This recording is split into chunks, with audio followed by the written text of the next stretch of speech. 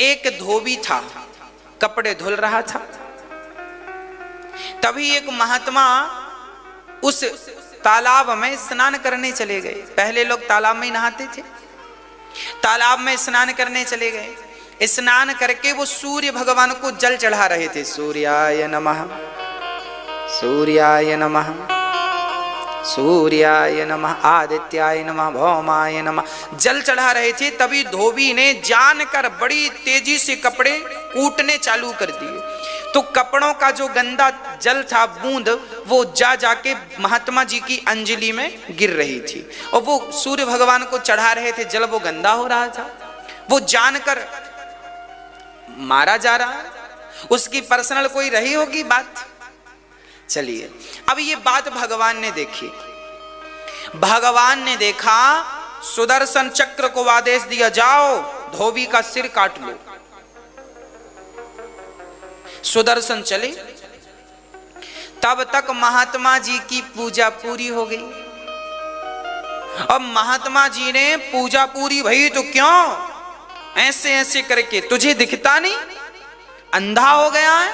मैं जल चढ़ा रहा था, 2 मिनट तू रुक नहीं सकता? तेरा गंदा जल मेरी अंजलि में आ रहा था। और जो महात्मा जी ने डांट लगाई तो उसने भी बोला, तो इन्होंने भी बोला, तू मैं तू, दोनों तरफ से चालू हुई। तब तक सुदर्शन जी आ गए सिर काटने। अब सुदर्शन ने विचार किया, भगवान यहां तो 2 धोबी हैं। भगवान ने तो ये बताया ही नहीं किस वाले धोबी का सिर काटना, तो वापस चला गया। भगवान ने कहा सिर काट दिया धोबी का। सुदर्शन ने कहा वहां 2 धोबी थे, किस धोबी का काटना था आपने तो बताया ना। सुदर्शन को भगवान ने कहा किसी धोबी का मत काटो, उनका हिसाब किताब वहीं पूरा हो गया।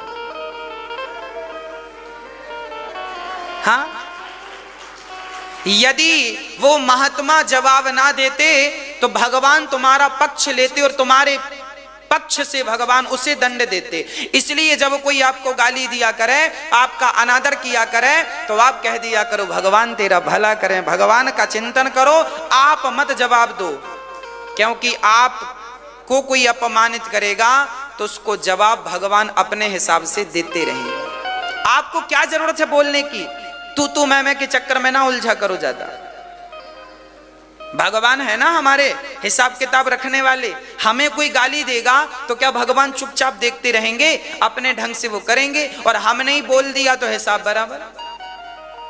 इसलिए जब तुझसे ना सुलझे तेरे उलझे हुए धंधे, तो भगवान के इंसाफ पे छोड़ दे ए बंदे। वही तेरी मुश्किल आसान करेगा, जो तू ना कर सका वो भगवान करेगा। भगवान बहुत अच्छा कर लेंगे सब काम, उन पर छोड़कर तो देखो। भगवान के अवतार कितने हैं? 24। वैसे भगवान के अवतार तो हरि अनंत, हरि कथा अनंत, भगवान अनंत है। भगवान के अवतार कितने हैं? केवल 24, ऐसा नहीं। 24 अवतार तो हैं, पर ये 24 अवतार वो हैं जिनका उल्लेख शास्त्रों में है। अभी वो अवतार भी हैं जिनका उल्लेख शास्त्रों में नहीं है। जैसे उदाहरण से समझिए, सूरदास जी महाराज गड्ढे में गिर गए, कुएं में गिर गए। एक बार सूरदास जी कुएं में गिर गए तो वहां पर बोले राधे कृष्ण, हे प्रभु मैं कुएं में गिरा हूं। तो भगवान बालक का रूप बनाकर आए, और बालक बनकर आए। भगवान बोले बाबा मेरा हाथ पकड़ लो। तो सूरदास जी बोले बेटा मुझे क्या पता कि तेरा हाथ कहाँ है, पर तुझे तो पता है ना कि मेरा हाथ कहाँ है, क्योंकि मैं अंधा हूं, तू तो अंधा नहीं है, तो तू ही पकड़ ले मेरा हाथ। तो भगवान ने सूरदास जी का हाथ पकड़ लिया, और जब हाथ पकड़ा और ऊपर की ओर, ऊपर हल्का सा ऊपर की ओर खींचा, तो सूरदास जी उस कुएं से बाहर आ गए। भगवत कृपा होना तो भव सागर भी गाय के खुर जैसा हो जाता है, जिससे बड़ी आसानी से पार किया जा सकता है। ये तो भगवत कृपा है। भगवान जो करें सब कर सकते हैं, उनके लिए कुछ भी बड़ी बात नहीं है। सब कुछ करने की सामर्थ्यता है। तो सूरदास जी बाहर आए, और सूरदास जी महाराज जब बाहर आए तो सूरदास जी ने उनका हाथ पकड़ लिया। प्रभु मैं समझ गया आप भगवान हो, अब मैं आपको छोड़ने वाला नहीं। बालक बोला बाबा मैं तो आपकी मदद करवे आया हूं, और आपने तो हमारा हाथ ही पकड़ लिया। सूरदास जी बोले मैंने बहुत बच्चों के हाथ पकड़े हैं, पर ऐसा हाथ तो केवल मेरे भगवान का ही हो सकता और किसी का नहीं। तब भगवान को प्रकट होना पड़ा। अब देखना 24 अवतारों में भगवान के इस अवतार की कोई गिनती नहीं। 24 अवतारों में इस अवतार की कोई गिनती नहीं। तो भगवान सूरदास जी के लिए अवतार धारण करते हैं, तुलसीदास जी के लिए अवतार धारण करते हैं। हाँ, और सुनो, नरसिंह मेहता का मायरा भरने आए भगवान, आए ना। उस अवतार की गिनती थोड़ी है। मतलब भगवान कई बार हमारे लिए डॉक्टर का अवतार लेकर के आ जाते हैं बचाने के लिए। तो कई बार भगवान हमारे लिए राह बताने के लिए स्वयं भगवान अवतार लेकर आ जाते हैं। सुदामा जी जब द्वारिका गए तो रास्ता भटक गए द्वारिका जाने में सुदामा जी, तो भगवान गाड़ी वाले बनकर आ गए। बाबा द्वारिका जा रहा हूं, चलोगे? हाँ हाँ चलूंगो। तो गाड़ी में बैठो, बैठ गए। अब भगवान गाड़ी हाँक रहे हैं और सुदामा जी पीछे बैठे हैं। ये अवतार भगवान ने सुदामा के लिए ली। इसकी थोड़ी गिनती है 24 अवतारों में। इसलिए लिखा है अनेक रूप रूपाय विष्णवे प्रभु विष्णवे। भगवान कहाँ नहीं है? अरे माँ आपके बाजू में जो बैठा है, जो कथा सुन रहा है, हो सकता है वह मेरे कृष्ण ही इस रूप में आकर बैठे हैं। भगवान कहाँ नहीं? मैं जंगल में रास्ता भटक गया, मुझे रास्ता बताने अचानक कोई आ गया, वो कौन था मैं पहचाना नहीं, वो विषय अलग है। थे भगवान। इसलिए सब में भगवान की भावना रखिए। सीय राम मैं सब जग जाने, करहूं प्रणाम जोरी जुग पानी। सब में ईश्वर का दर्शन करने का भाव रखिए।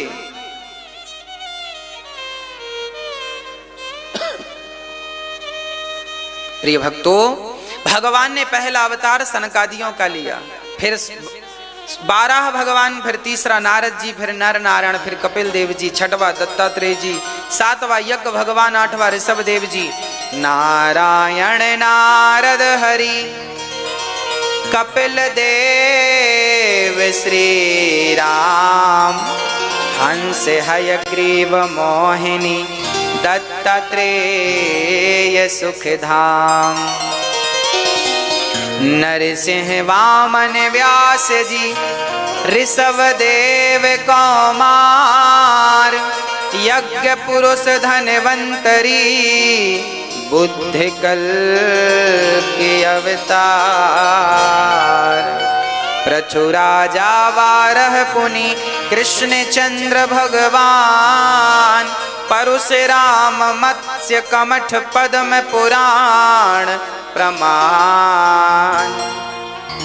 नमस्कार कर जोड़ कर निस दिन बारंबार, वास करो मेरे हृदय में 24 अवतार।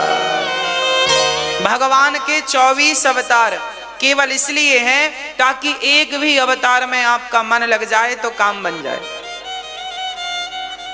भाई पालक की सब्जी और मेथी की सब्जी और ऐसी कितनी सब्जियां हैं, भतुए की सब्जी तो चने की सब्जी तो सरसों की साग।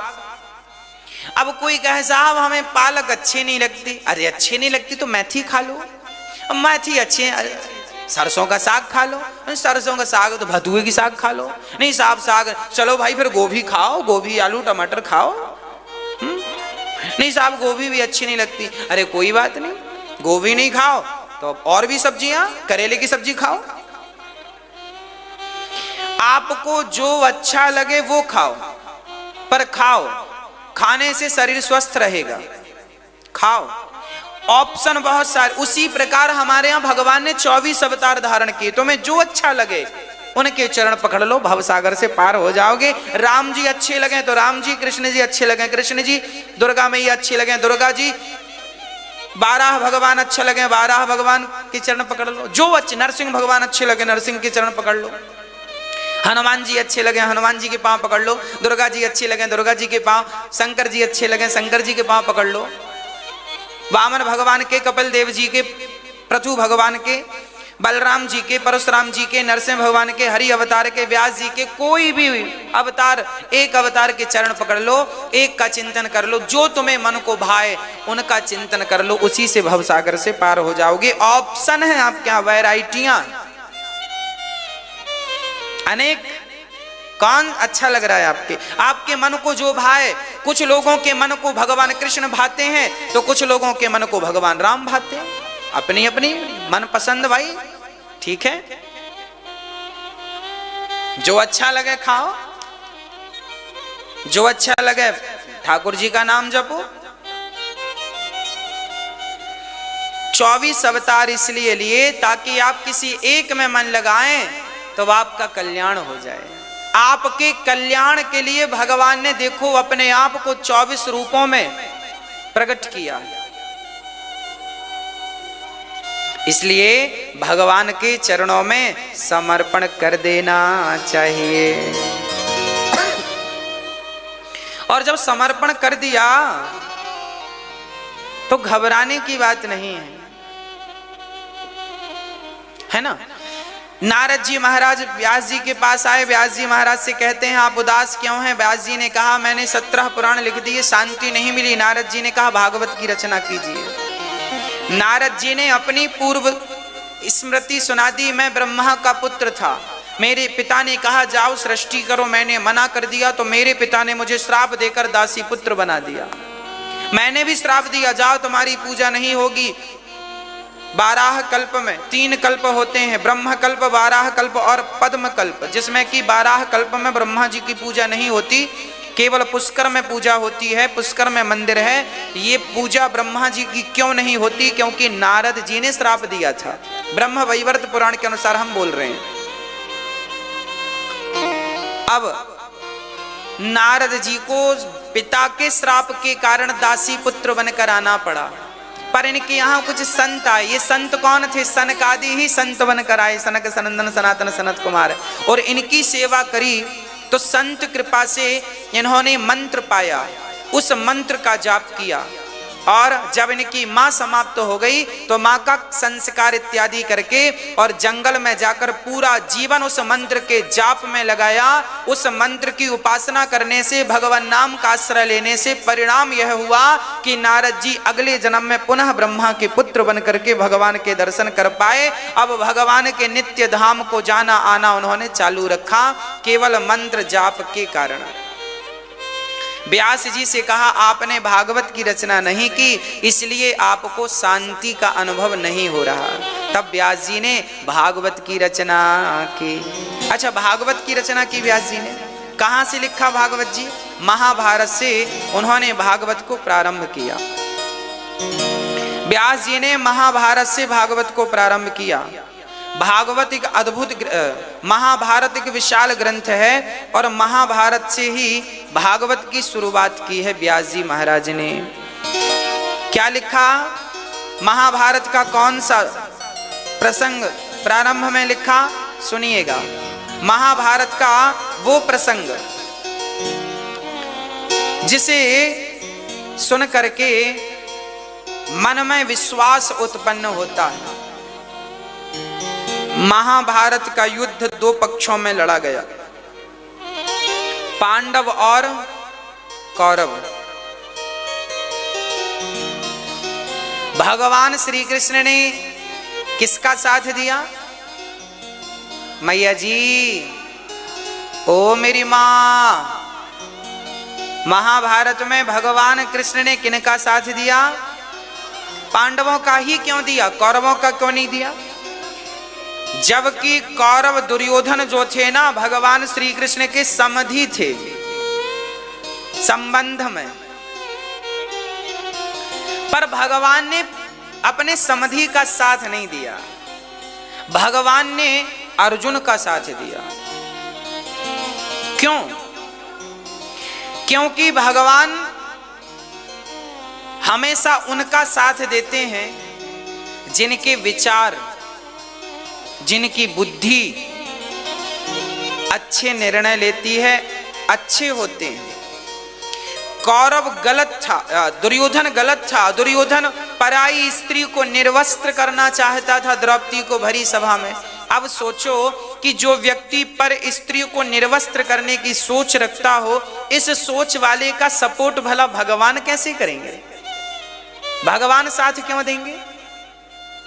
अरे भगवान तो छोड़ो, दुर्योधन हमारे पास आता और कहता कि अनिरुद्ध जी आप हमारी सेना में चलो, तो हम ना जाते, हम ही ना जाते, हम दुर्योधन का साथ बिल्कुल ना देते। साथ तो पितामह भीष्म को भी नहीं देना चाहिए था, साथ तो गुरु द्रोणाचार्य को भी नहीं देना चाहिए था, परंतु दिया, उनकी मजबूरियां थी। इसलिए मैं आपको आज एक बात और कहूंगा कि जीवन में फ्री में किसी से कुछ मत ले लेना। जीवन में फ्री बोल रहा हूं, फ्री जीवन में फ्री में किसी से कुछ मत ले लेना, क्योंकि यदि आपने किसी से फ्री में कुछ ले लिया तो आप उसके अधीन हो जाएंगे, मजबूर हो जाएंगे। इतिहास के पन्नों में यह भरा पड़ा है। गुरु द्रोणाचार्य गरीब थे, उन्होंने जाकर दुर्योधन तो बाद में आया, पितामह भीष्म ने उन्हें बच्चों को पढ़ाने के लिए रखा था, गुरु द्रोणाचार्य को। और गुरु द्रोणाचार्य ने चूंकि हस्तिनापुर का नमक खाया था, हस्तिनापुर की रोटी खाई थी, तो गुरु द्रोणाचार्य बगावत कर नहीं सकते थे। इसलिए नहीं कर सकते थे कि यदि वो पांडवों की तरफ चले जाते तो फिर नमक हरामी हो जाती। और शास्त्र ये कहता है कि रोटी जहां खाते हो गुण भी उसी के गाना चाहिए, नहीं तो नमक हराम कहलाओगे। इसलिए गुरु द्रोणाचार्य जी जानते थे कि मैंने दुर्योधन की रोटी खाई। अच्छा, गुरु द्रोणाचार्य बस नहीं, दानवीर कर्ण भी फंसे पड़े थे।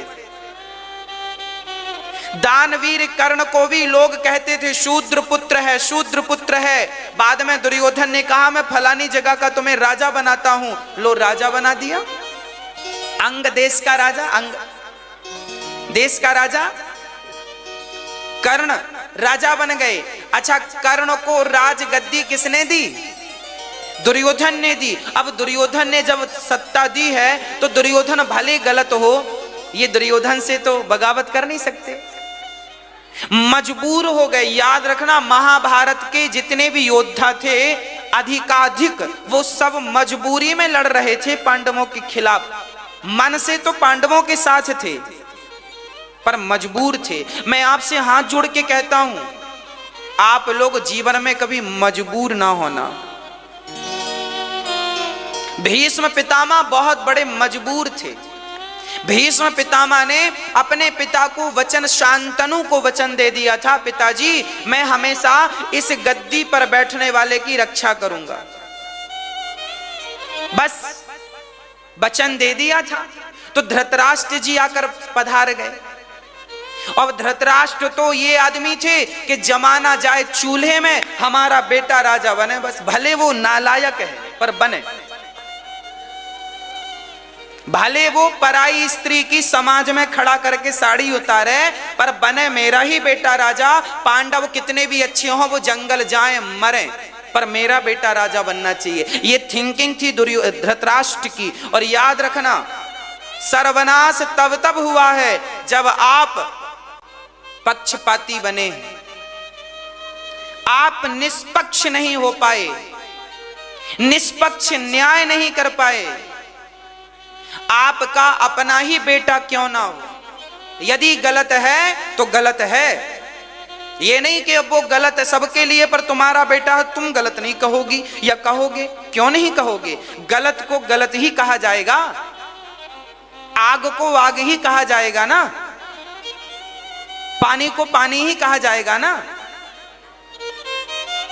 गुलाब को गुलाब ही कहा जाएगा, कांटे को कांटा ही कहा जाएगा। ऐसा तो नहीं कि मेरे पास आया तो कांटा बन गया, आपके पास गया तो फूल बन गया ना।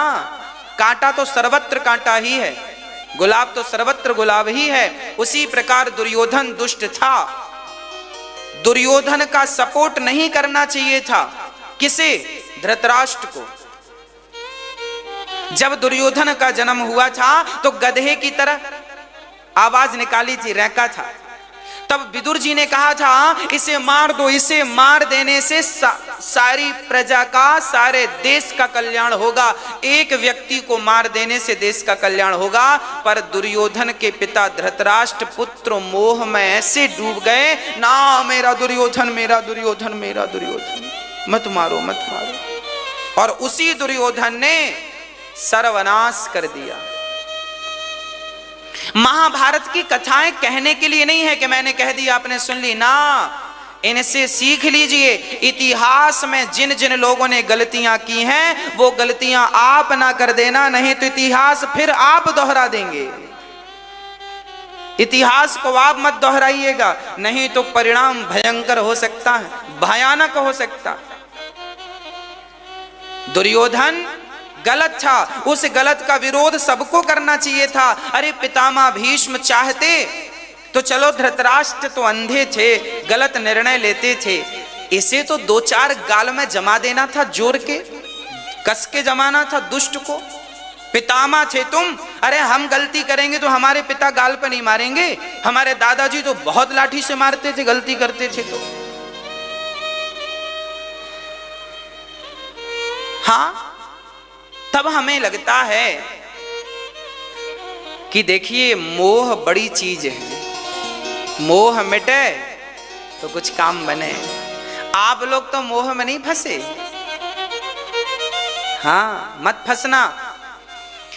महाभारत का युद्ध रोका जा सकता था।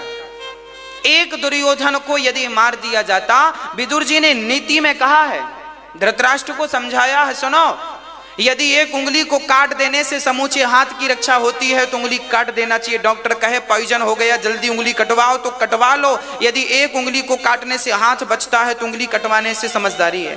एक हाथ को काटने से यदि संपूर्ण शरीर की रक्षा होती है तो हाथ कटवा दो। एक व्यक्ति के मर जाने से सारे परिवार की रक्षा होती है, उस परिवार व्यक्ति को मार दो। एक परिवार के मार देने से गांव की रक्षा होती है तो परिवार को मार दो। एक गांव को नष्ट कर देने से यदि जिला की रक्षा होती है तो एक गांव को नष्ट कर दो। एक जिला को नष्ट कर देने से एक राज्य की रक्षा होती है तो उस जिला को नष्ट कर दो।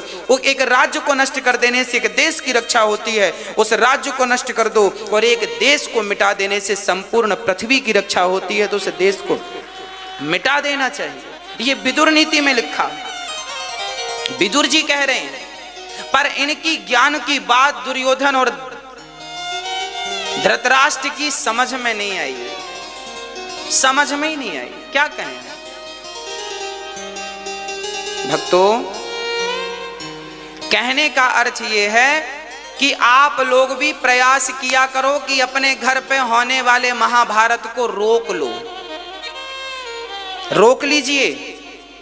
अपने घर में होने वाले हर अपवाद को, विवाद को, झगड़े को, लड़ाई को, कलह को रोक लो, नहीं तो परिणाम भयानक होता है।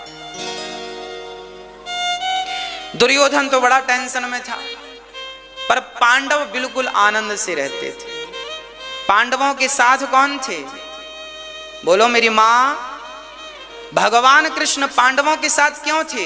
क्योंकि पांडव सदा धर्म का पालन करते थे और दुर्योधन कभी भी धर्म का पालन, याद रखना, अधर्म पर चलने वाला कितना भी पावरफुल क्यों ना हो जाए, पर धर्म पर चलने वाली की ही विजय होगी। ये महाभारत के युद्ध से हम सबको शिक्षा मिली, प्रेरणा मिली। जब भगवान आपका हाथ पकड़ लेंगे तो फिर आपको डरने की जरूरत नहीं है।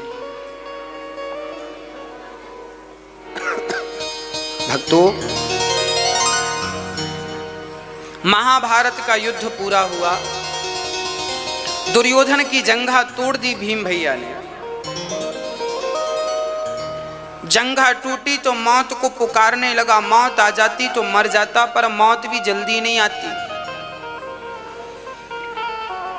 दुर्योधन के मित्र अश्वत्थामा आ गए और अश्वत्थामा ने कहा, मित्र बताओ मैं आपकी क्या मदद करूं?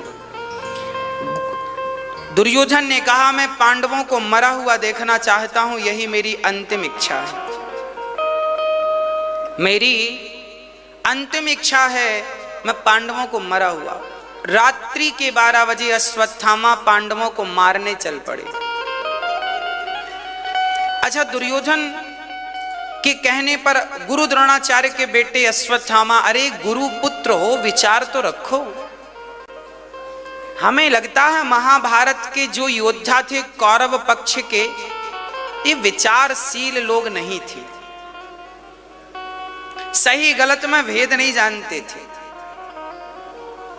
अब देखो, चलो गुरुजी ने तो नमक खाया था तो साथ दे दिया, पर ये अश्वत्थामा ये रात के 12 बजे अधर्म करने जा रहा है, जबकि युद्ध का नियम था कि योद्धा से तब ही लड़ना जब वो आपके सामने अस्त्र शस्त्र लेकर खड़ा हो। निःशस्त्र योद्धा से युद्ध करना पाप है। देखो, इतने बड़े ज्ञानी का बेटा है, गुरु द्रोणाचार्य के पुत्र अश्वत्थामा, क्या इन्हें धर्म का ज्ञान नहीं है? है, पर देखो जैसा करो संग वैसा चढ़े रंग। दुर्योधन का संग किया तो बुद्धि भी उसी जैसी हो गई। रात्रि के 12 बजे पांडवों को मारने अश्वत्थामा जी चल पड़े, पर संयोग देखना कि भगवान ने पांडवों को वहां से उठाकर दूसरी जगह सुला दिया। खाली बिस्तर पर द्रौपदी के 5 बेटे आकर के सो गए। द्रौपदी के 5 बच्चे जब आकर सोए, 5 पतियों से एक एक बेटा था। उन 5 का सिर अश्वत्थामा ने काट लिया बड़ी निर्दयता से और चल पड़ा। दुर्योधन, देखो मैंने पांडवों को मार दिया। ध्यान से देखा तो वो पांडव नहीं, पांडव पुत्र थे। दुर्योधन पहले प्रसन्न हुआ कि पांडव मर गए, बाद में दुख हुआ कि ये पांडव नहीं पांडव पुत्र हैं। उसी क्षण इनकी मृत्यु हो गई। दुर्योधन ने बचपन में संत ने श्राप दिया था, तू पहले प्रसन्न होगा बाद में दुखी होगा, उसी क्षण तेरी मृत्यु हो जाएगी। ये छोटा था तब साधु संतों के भगवान उठा उठा करके नदी में फेंक देता था, और बाद में जब संत शिकायत करते पितामह भीष्म से, देखो बच्चे ने क्या किया, हमारे भगवान फेंक दिए, तो दुर्योधन पहले तो हंसता, बाबा जी के संग तुम्हारे भगवान फेंक दिए। बाद में जब शिकायत करते तो रोने लग जाता, ऐसा रोता कि इसने गलती की ही नहीं। संतों ने क्रोध होकर श्राप दे दिया, जा पहले सुखी होता है प्रसन्न होता, बाद में दुखी होता, जा। जब तू आज के बाद अब की बार कभी तू हंसा और हंसते ही रोया, उसी क्षण तेरी मृत्यु हो जाएगी। तब से दुर्योधन सावधान हो गया था, एक संग दोनों काम नहीं करता था, पर आज दोनों काम कर लिए उसने। पहले हंस लिया कि पांडव मारे गए, बाद में ध्यान से देखा वो पांडव पुत्र थे, उसी क्षण वो रोया कि मेरे तो पूरा वंश नष्ट कर दिया तुमने, उसी क्षण उसकी मृत्यु हो गई। द्रौपदी सुबह रोई, देखी मेरे बेटे उठे नहीं, जाकर देखा मरे पड़े थे।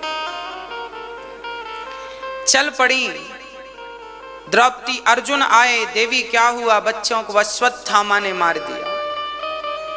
चरणों में गिर पड़ी द्रौपदी, कन्हैया आप मेरे 5 पतियों की रक्षा कर सकते थे, क्या इन 5 बच्चों की रक्षा नहीं कर सकते थे? कर सकते थे ना। अच्छा, भगवान चाहते तो 5 बच्चों की रक्षा कर सकते थे कि नहीं? फिर क्यों नहीं किया? जो भगवान पांडवों को मरने नहीं दिए, पल पल में रक्षा किए। अच्छा, दुर्योधन जो अर्जुन जी थे, अर्जुन के वश का महाभारत नहीं था। महाभारत का युद्ध जब पूरा हुआ था, जानते हो, जब पूरा युद्ध हो गया तो भगवान ने अर्जुन से कहा अब रथ से उतरकर मेरे पास आओ। जैसे ही अर्जुन ने रथ से उतरकर भगवान की शरणागति ग्रहण की, उस रथ पर आग लग गई, विस्फोट हुआ, आकाश में गया, वो टुकड़े टुकड़े होकर धराशायी हो गया वो रथ और जलने लगा। अर्जुन ने बाण निकाले, गांडी भी निकाला, प्रभु मेरा दुश्मन जिंदा है। भगवान बोले कोई दुश्मन जिंदा नहीं है। तो फिर ये रथ को किसने उड़ा दिया? भगवान बोले अर्जुन, ये तुम्हारा जो रथ है ना, ये तो महाभारत युद्ध के पहले दिन ही जल गया था, पर आपके रथ पर हम और झंडे पर हनुमान जी बैठे थे, तो आपके रथ का बाल भी बांका नहीं होने दिया। अब युद्ध पूरा हुआ है तो हम भी उतर कर आए और हनुमान जी भी उतर कर चले गए, तो रथ आग के हवाले हो गया। अभी तक जीवित था तो भगवत कृपा से जीवित था, ये तुम्हारे और हमारे बल के कारण जीवित नहीं था। आपको क्या लगता है, आप जीवित हैं किसके लिए, किसके बल से जीवित हैं? अरे भाई, भगवान के बल से जीवित है। भगवान श्री कृष्ण ने अर्जुन को महाभारत में, देखिए अर्जुन के वश का महाभारत नहीं था। दानवीर कर्ण के बाणों का सामना अर्जुन नहीं कर पाते थे और नहीं कर पाते। हाँ, क्या बताएं आपसे, महाभारत में पितामह भीष्म के बाणों का सामना क्या अर्जुन कर पाते? यदि अर्जुन कर ही पाते तो भगवान को रथ का पहिया लेके क्यों दौड़ना पड़ता? जब उन्होंने बाणों की बौछार की तो भगवान ने गुस्से में कहा, अब मैं छोड़ूंगा नहीं, आपने मेरे भक्त का यदि बाल विवाह का किया, छोड़ूंगा नहीं। दौड़ पड़े थे भगवान अपनी प्रतिज्ञा को तोड़ करके। इसका तात्पर्य यह है कि सामने से आने वाले बाणों का तोड़ अर्जुन के पास नहीं था। अर्जुन के पास बाणों का तोड़ तो नहीं था, पर अर्जुन के पास तो स्वयं भगवान कृष्ण थे, इसलिए वो महाभारत जीत गए। आपके पास भले किसी बात का जवाब ना हो, पर आपके पास यदि जवाब में कृष्ण है, कैसे? जैसे आपने किसी से, आपको किसी ने गाली दी तो आप जवाब में उसे गालियां मत दो, आप जवाब में ये कहो, मेरे कृष्ण मेरे साथ हैं, तुम देते रहो गाली। बस आप बस भगवत चिंतन करिए, बदले में आप भी मत भौं भौं भौं भौं करने लग जाइए। महाभारत का युद्ध अर्जुन के वश का नहीं था, पर अर्जुन ने हर बाण का उत्तर कृष्ण थे। महाभारत में जब गुरु द्रोणाचार्य मारे गए, तब दुर्योधन नहीं, अश्वत्थामा ने सुदर्शनास्त्र चला दिया था। क्या चलाया था? सुदर्शनास्त्र। महाभारत में सुदर्शनास्त्र, पूरे महाभारत में ब्रह्मास्त्र नहीं चलाया गया। बाद में इन्होंने ब्रह्मास्त्र चलाया है अर्जुन को मारने के लिए, अश्वत्थामा ने, और इन्होंने ही सुदर्शनास्त्र भी चलाया था। पूरे महाभारत में ब्रह्मास्त्र का प्रयोग नहीं किया गया था। गुरु द्रोणाचार्य ने करना चाहा था तो ब्रह्मा जी ने प्रकट होकर रोक दिया था, आप मत करना ये प्रयोग। आप ये प्रयोग किनके लिए कर रहे हैं? उन दुर्योधन को बचाने के लिए, पांडवों को मारने के लिए। यदि आपने छोड़ भी दिया ब्रह्मास्त्र तो आपका ब्रह्मास्त्र निष्फल हो जाएगा, क्योंकि आपका ब्रह्मास्त्र गलत व्यक्ति को बचाने के लिए छोड़ा जा रहा है, अधर्म की, जबकि दिव्य अस्त्रों का प्रयोग धर्म की रक्षा के लिए होना चाहिए। पर आप तो दुर्योधन जैसे अधर्मी को बचाने के लिए महा अस्त्र का प्रयोग कर रहे हैं। ब्रह्मा जी ने मना कर दिया, तब गुरु द्रोणाचार्य जी ने उस अस्त्र को शांत कर दिया था। जब गुरु द्रोणाचार्य मारे गए तब अश्वत्थामा को गुस्सा आया और इन्होंने सुदर्शनास्त्र चला दिया। सुदर्शन जब चला, उसका तोड़ किसी के पास नहीं था। पूरी सेना मरने लगी पांडवों की और बड़ी तेजी से आग उगलने लगा। तब पांडव गए, भगवान से कहा, प्रभु इसका क्या तोड़ है? अर्जुन बोले, हम तुम गए काम से। भगवान कहे, कुछ ना करो, दोनों हाथ जोड़ के खड़े हो जाओ, सब की सब, इसका यही तोड़ है, इसे प्रणाम कर लिया जाए तो ये शांत हो जाता। पर भीम भैया मानने को तैयार नहीं, वो तो बाण पे बाण छोड़े जा रहे हैं। मैं कम हूं क्या? और सुदर्शन बढ़ने लगे भीम भैया की तरफ, और भीम भैया बस मरने ही वाले थे, सुदर्शन से पंगा ले रहे हैं, समझा रहे हैं भगवान, मान जाओ, हाथ जोड़ लो, हाथ जोड़ लो, हाथ जोड़ लो। जोड़ा नहीं, सुदर्शन सिर काटने वाला था, अंत में गदा रख के हाथ जोड़ा, सुदर्शन बिल्कुल शांत हो गए। कहने का तात्पर्य क्या है? हाँ, हाथ जोड़ने से काम बन जाए तो हाथ जोड़ लो। क्यों अपना मुंह चला रहे हो? क्यों अपने अस्त्र शस्त्र जबरदस्ती चला रहे हो जब इससे काम हो रहा है? इसलिए कहा करता हूं घर के बाहर निकला करो या घर में रहा करो, कोई अपमान करे कोई सम्मान करे, भैया राम राम, आप तो हाथ जोड़ती चलो, क्योंकि जो सामने से तुम पे अस्त्र शस्त्र फेंके जा रहे हैं ना, उनका तोड़ केवल हाथ जोड़ना है, हाथ जोड़ लो काम बन जाएगा। इसलिए यूं ये मुद्रा भगवान को बड़ी प्रिय है। हाँ, अब तो अर्जुन शरण में आए और भगवान ने पग पग पर दुर्योधन अर्जुन की रक्षा की। दुर्योधन के जितने भी अनुयायी थे, सहयोगी थे, सबसे भगवान ने बचाया। 5 बच्चे मारे गए। अर्जुन ने कहा मैं आज तेरे पुत्र के हत्यारे को तेरे सामने लाऊंगा, चल पड़े 5 बच्चों के हत्यारे को मारने। अश्वत्थामा ने ब्रह्मास्त्र चला दिया। अर्जुन दौड़े दौड़े कृष्ण की शरण में आए और कृष्ण के चरणों में आकर के कहा, कृष्ण कृष्ण महाबाहो भक्तानां भयंकरा त्वमेको दह्यमानानामपवर्गोऽसि संस्रते। हे प्रभु मेरी रक्षा करिए, हे कृष्ण कृष्ण महाबाहो,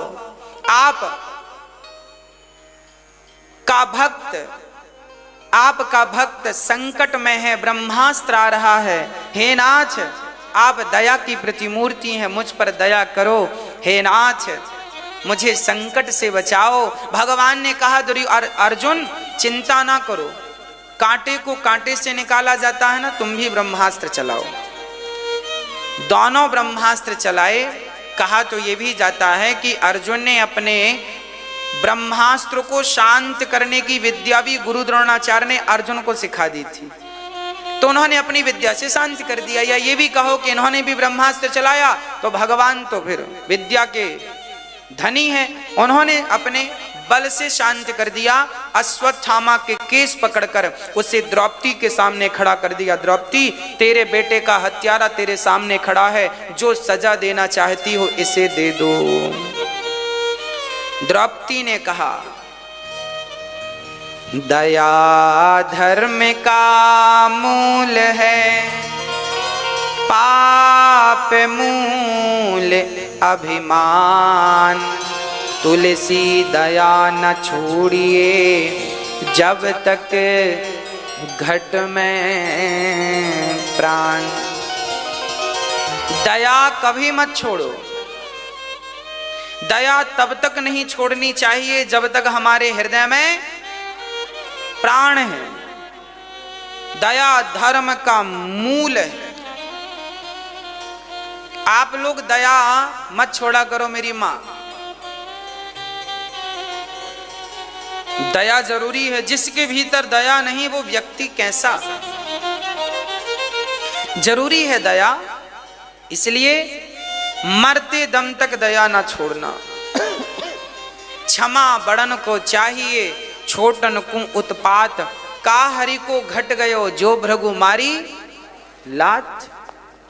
एक बार भगवान नारायण को भृगु जी ने एक लात जमाई छाती पर, तो जब लात पड़ी भगवान नारायण को छाती पर, तो चरण पकड़कर भगवान नारायण ने भृगु जी से कहा, भृगु जी मेरी छाती बड़ी कठोर थी, आपके चरण बड़े कोमल थे, कहीं आपके चरणों में चोट तो नहीं आ गई। ये सुन करके भृगु जी महाराज के नेत्रों में आंसू आ गए।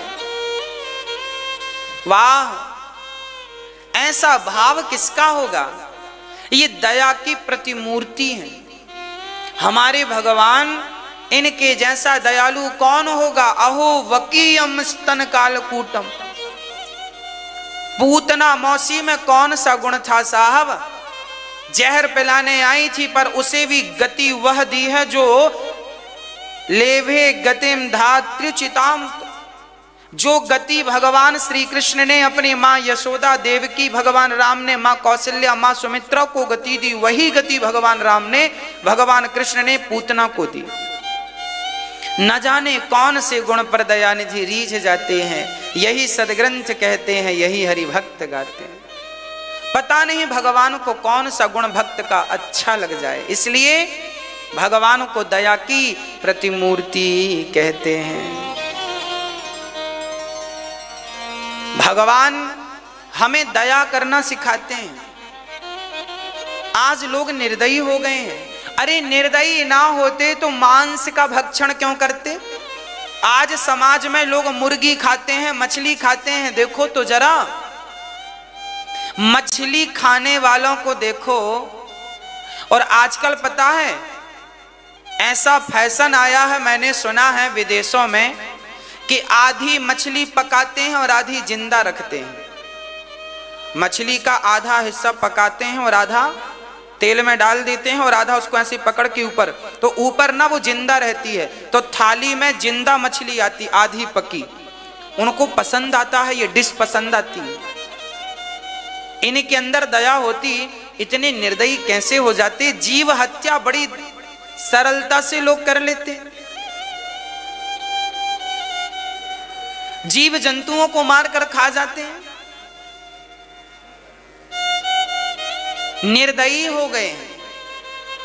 एक बार हम कथा करने के लिए गए नागालैंड।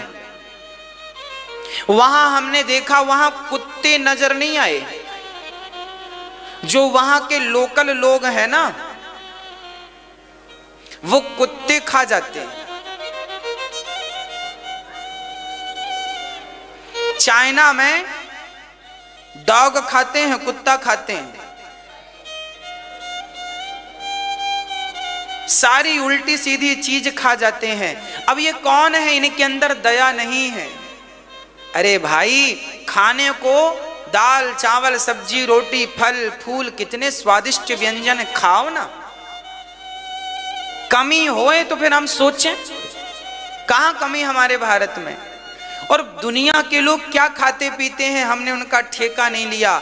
हम तो अपने भारत से मतलब रखते हैं। बस आप अच्छे रहें। बस ये भारत भूमि साधु संतों की, योगी महात्माओं की, योगियों की भूमि है। इसलिए आपके भीतर दया होनी चाहिए। मांस, आजकल माताओं ने मांस खाना शुरू कर दिया। माताएं मांस खाती हैं। अच्छा, मांस सस्ता पड़ता है कि दाल रोटी सस्ती पड़ती है? दाल रोटी सस्ती। एक बार चंद्रगुप्त मौर्य से कहा गया, उनके चाटुकार मंत्रियों ने कहा, सुनो, सबसे सस्ता पड़ता है मांस, क्योंकि गेहूं को उगाने के लिए तो उसे बोना पड़ता है। 4 महीने में फसल आती है, उसके बाद फिर वो तैयार होती है, फिर उसको पीस करके आप रोटी बनाओ। कई बार रोटी बनाने में उंगलियां जल जाती हैं। उन्होंने दलीलें दी, बोले सबसे बढ़िया मांस है, पकड़ो मारो भूंजो खा लो, पकाओ खा लो। चंद्रगुप्त मौर्य को लगा बात तो सही है, मांस सस्ता है, रोटियां महंगी हैं। चंद्रगुप्त मौर्य ने कहा, इस पर निर्णय कल देंगे। उस सभा के सदस्य चाणक्य भी थे। चाणक्य सुन रहे थे, सारे लोग दलीलें रख रहे थे। मांस ऐसे सस्ता है, पकड़ो और मार के खा लो, झंझट नहीं है पकाने। और 4 महीने गेहूं का इंतजार, 4 महीने चावल का इंतजार करना पड़ता। फसल तब आती है, गेहूं धान की फसल 4 महीने में आती है। कल चाणक्य जी आपके सामने निर्णय होगा। चाणक्य बड़े परेशान, राम राम राम, ये सब क्या चल रहा है?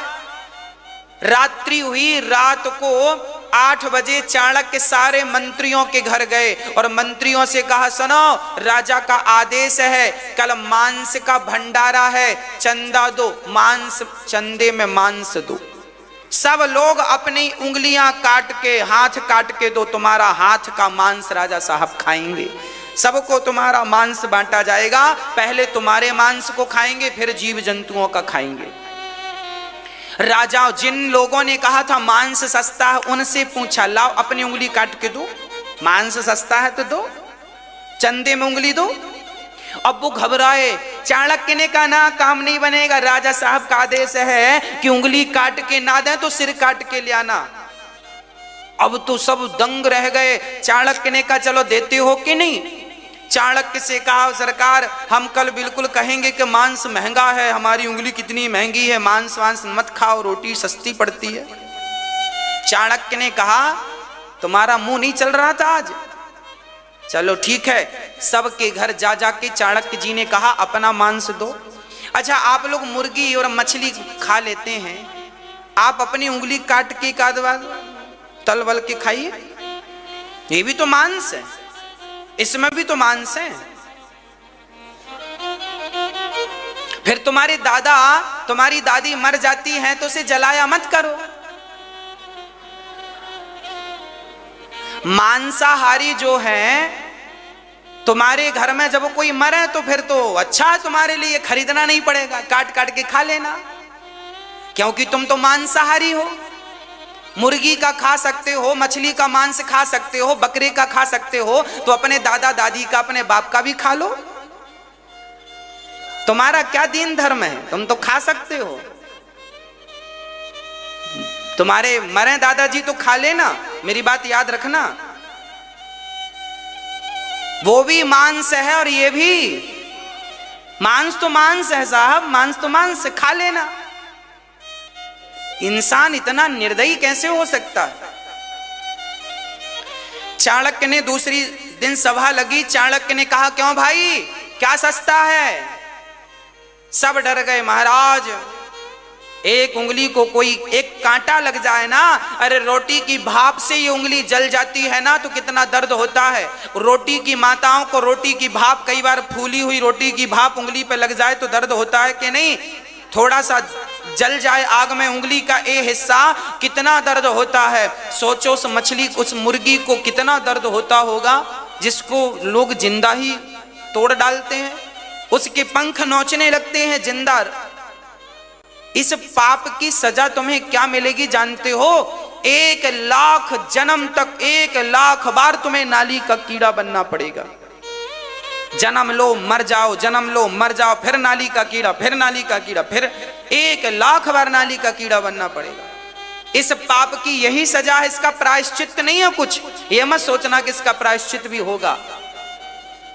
जानकर तुमने खाया है ना, इसलिए तुम्हें, अभी तक तुम जानते नहीं थे तो भगवान माफ कर देंगे, पर अब जानने के बाद किसी ने मांस खाया, 1,00,000 जन्म बारों से नाली का कीड़ा बनना पड़ता।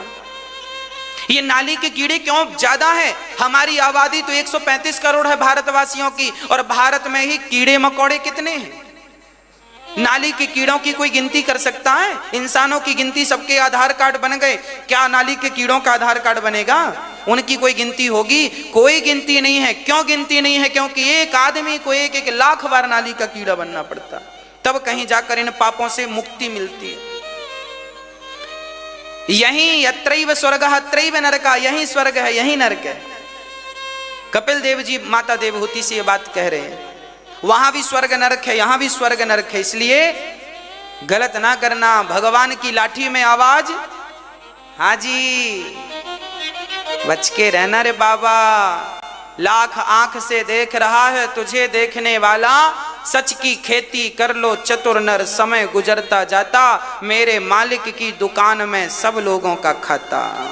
सबका हिसाब किताब, तुमने कितना क्या खाया है, इसलिए गलत ना करना। माता माता माता कहती हैं अश्वत्थामा के हाथ की रस्सी खोल दो, द्रौपदी माता कहती हैं इसे खोल दो, क्योंकि इसको मार देने से मेरे मरे हुए बच्चे जीवित नहीं होंगे। मुक्त कर दिया, द्रौपदी ने आजाद कर दिया। द्रौपदी ने आजाद इसलिए कर दिया क्योंकि द्रौपदी एक माँ है, और माँ तो करुणा का अवतार होती है, माँ तो करुणा की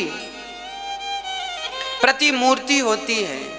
इसलिए मैं आपसे निवेदन करता हूं कि कभी भी स्वप्न में भी अपनी माँ का दिल ना दुखाया करो। और वो माएँ जो निर्दयी हो चुकी हैं, उन माँओं से प्रार्थना है कि तुम माँ बनो, निर्दयी माँ मत बनो। मछली खाने वाली माँ नहीं हो सकती,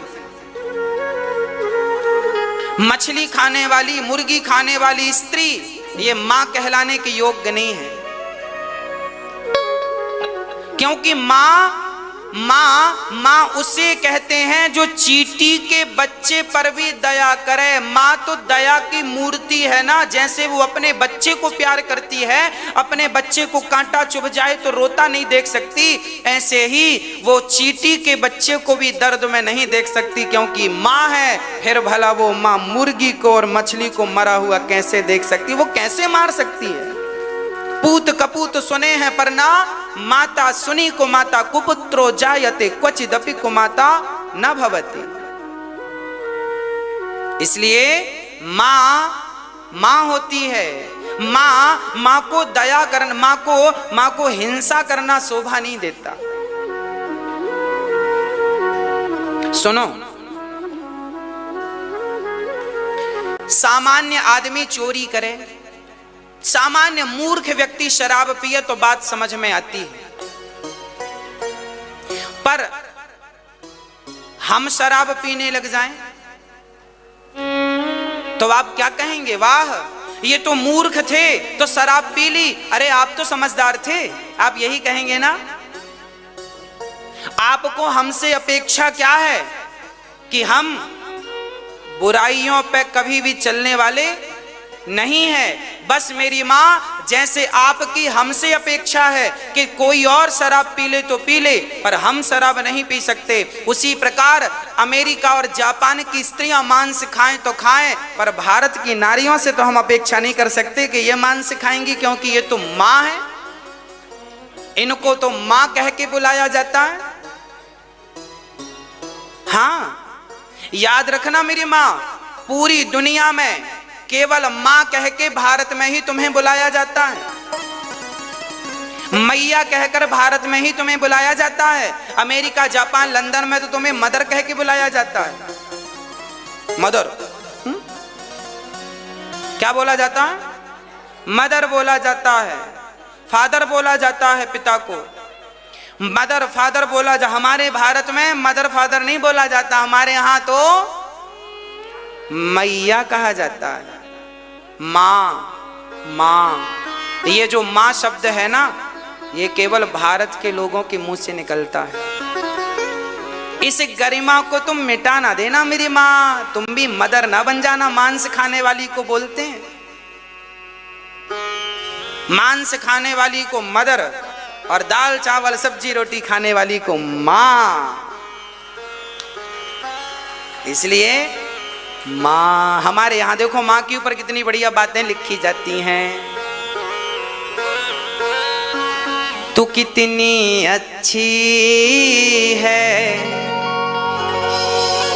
तू कितनी भोली है, वो प्यारी प्यारी है ओ मां। विदेशों की मम्मियां, विदेशों की माताएं मांस खाती हैं, इसलिए उन्हें मदर कहा जाता है। हमारे भारत की माताएं फल फूल खाती हैं, व्रत उपवास करती हैं, पतिव्रता नारी होती, इसलिए इन्हें मां कहा जाता है। मां, जहां जहां मां, देखिए मां कहां कहां है, सुनना जरा, मां कहां कहां है। परमात्मा, परमात्मा में कौन छिपा है?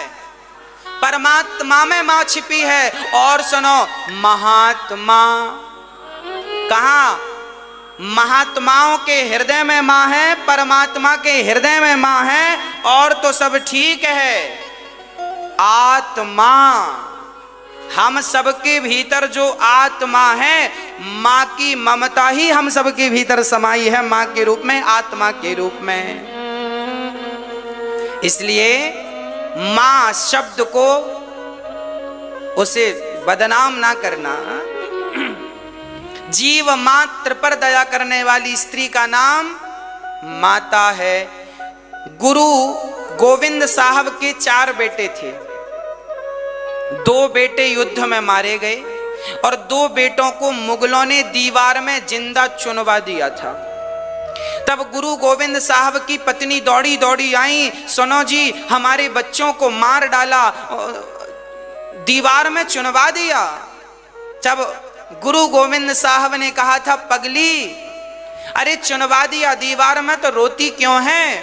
मां ने कहा मेरे बच्चे हैं, मां हूं मैं उनकी, मेरे बच्चों को कोई मारेगा मैं रोऊंगी नहीं। तब गुरु गोविंद साहब ने, देखिए हमारे महापुरुषों का त्याग बलिदान कैसा था, उनकी वाणी कैसी थी। उन्होंने कहा पगली रोती क्यों है? बोले तेरे 2 बच्चे मरे हैं तो क्या हुआ, देख नजर उठा करके जो बच्चे तेरे खड़े हैं सामने, जितने लोग खड़े हैं भारतवासी सब तेरे ही संतान हैं, तेरे ही बच्चे हैं, इन्हें क्यों नहीं अपना बच्चा मान लेती? ये विचार, ये भाव केवल भारत के ही हो सकते हैं। इसलिए पूरी दुनिया में आज हम लोग एक जयकारा लगाते हैं, विश्व का विश्व का विश्व का विश्व का। याद रखना, ये भारत ही एक ऐसा देश है जहां विश्व के कल्याण की जयकारा लगाई जाती है। आज पूज्य श्री अनिरुद्धाचार्य जी महाराज ने हम सभी लोगों को बहुत ही उत्तम एवं शिक्षाप्रद कथा सुनाई है। आशा करता हूं कि इस शिक्षाप्रद कथा से हम सभी लोग कुछ न कुछ शिक्षा अवश्य ग्रहण करेंगे और अपने जीवन को सुखी और सात्विक बनाने का प्रयास करेंगे। मित्रों, अगर आपको यह शिक्षाप्रद कथा पसंद आई हो तो वीडियो को लाइक करें और अधिक से अधिक लोगों को शेयर भी करें, जिससे और भी लोग महाराज जी की इस शिक्षाप्रद कथा से शिक्षा लेकर अपने जीवन को सुखी बना सकें।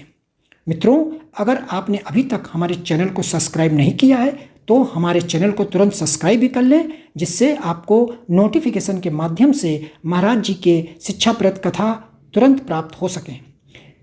मित्रों, तो कल फिर किसी शिक्षाप्रद कथा के साथ आप लोगों के समक्ष प्रस्तुत होंगे। तब तक के लिए जय श्री राधे।